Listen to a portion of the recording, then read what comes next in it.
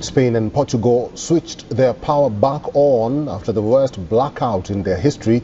As both nations seek answers on what caused the biggest ever blackout, Spain has set up a commission to probe the matter. The announcement comes as the country's top criminal court announced a probe into possible sabotage of critical infrastructure. Our next story looks at various scenarios fronted by experts as a possible cause behind the major power outage. Attention all passengers. We inform that there are no flight schedules.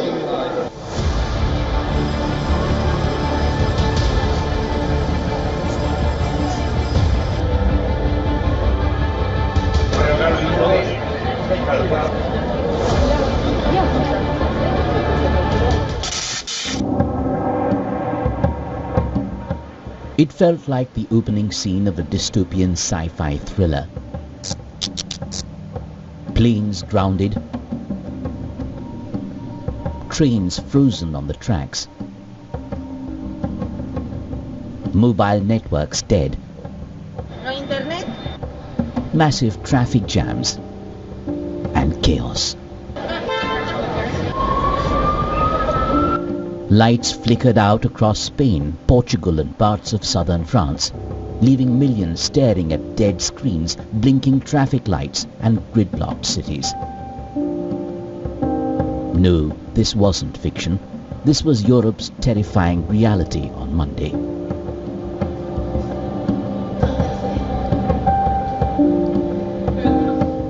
And got to the airport at Porto, and then there was a big shutdown, all the power went, and then eventually got on board the plane and then realized there was a big outage. Everything started to stop. We went to the global website, Brazilian media, and we read it was happening all over Europe, out of control. We didn't know what to do. We are here waiting. I've been here since 5 p.m. in the afternoon without knowing what to do. The airline changed the flight for later. Let's see, we need to wait. It's in God's hands. In an age where satellites beam internet from space and AI powers your morning playlist, the continent was brought to its knees by something as old-fashioned as power failure. The blackout was massive. Entire cities lost electricity supply, plunging into darkness. Tens of thousands of passengers stranded. Madrid's metro train stopped mid-tunnel.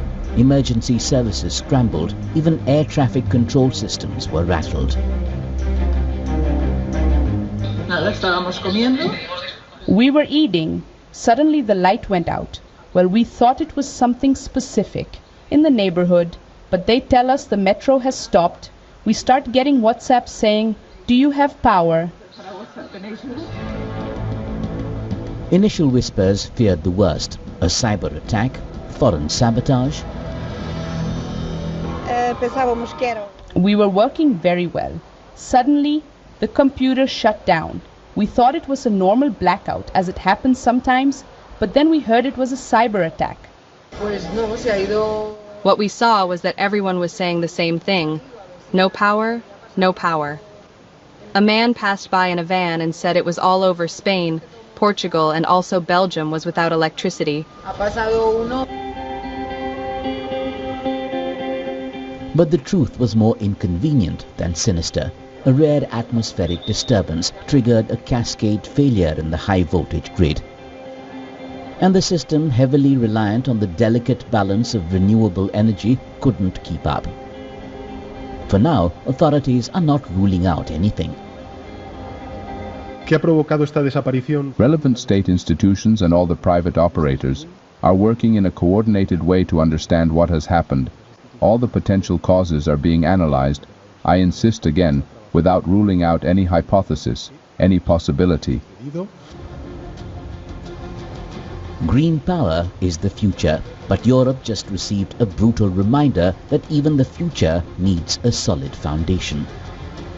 In the rush to phase out fossil fuels and nuclear energy, infrastructure to support renewables hasn't kept pace.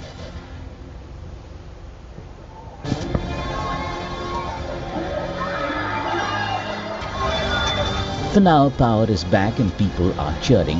But is there a lesson to be learned in the mega glitch? Bureau Report, WION, World is One.